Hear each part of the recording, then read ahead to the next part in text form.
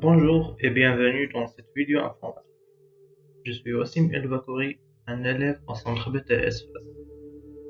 Aujourd'hui, on va voir comment installer l'Active Directory et on va savoir comment créer et gestionner les utilisateurs sur Microsoft Server 2012 R2.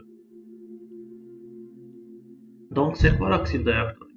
Le serveur Active Directory est un service qui permet de stocker dans une base de données les renseignements relatifs aux ressources de réseau d'un domaine. Son objectif premier est de centraliser l'identification et l'authentification d'un réseau de postes Windows. Ces fonctions additionnelles permettent aux administrateurs de gérer efficacement une stratégie de groupe ainsi que l'installation des logiciels et des mises à jour sur les stations de réseau. Donc, pour installer l'Active Directory, on clique sur Gérer, Ajouter des rôles et fonctionnalités.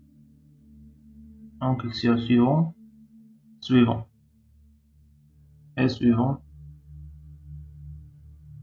Puis, on sélectionne Active Directory service de domaine et on clique sur Ajouter des fonctionnalités. On clique sur Suivant. On clique sur Suivant. Puis, Suivant. Et il faut cocher cette case pour redémarrer notre serveur. On clique sur Oui. Puis, Installer. Maintenant, notre serveur va installer puis redémarrer le serveur automatiquement. Après l'installation, on a une notification. On clique sur ce lien. Puis maintenant, on va commencer la configuration de notre Active Directory. Maintenant, on va créer une forêt dans notre Active Directory. Une forêt, c'est un regroupement en plusieurs d'arborescences de domaine. Autrement dit, c'est plusieurs d'arbres. Et l'arbre, c'est un regroupement hiérarchique de plusieurs domaines. Ces derniers partagent un espace de nom contigu et hiérarchique. Maintenant, on choisit Ajouter une forêt et on spécifie le nom de domaine. Il est recommandé de ne pas créer un nom de domaine d'Active Directory que le nom de DNS. Maintenant, on va spécifier un nom de domaine.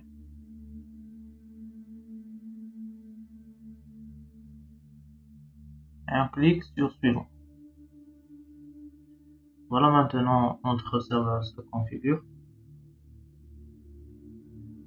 Donc, on va laisser les configurations par défaut, sauf on va changer le mot de passe de la restauration.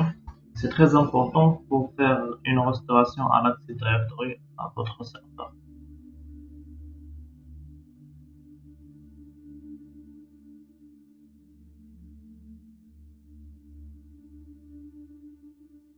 Et cliquez sur Suivant.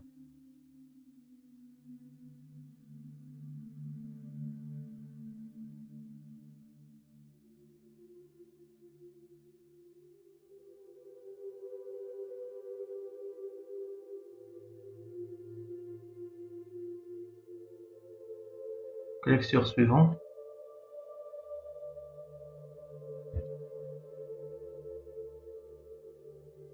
Donc voilà, comme vous voyez, on a complété la configuration de l'Active Directory. On a des avertissements, mais c'est normal comme première fois qu'on a installé l'Active Directory. Donc on va cliquer sur Installer.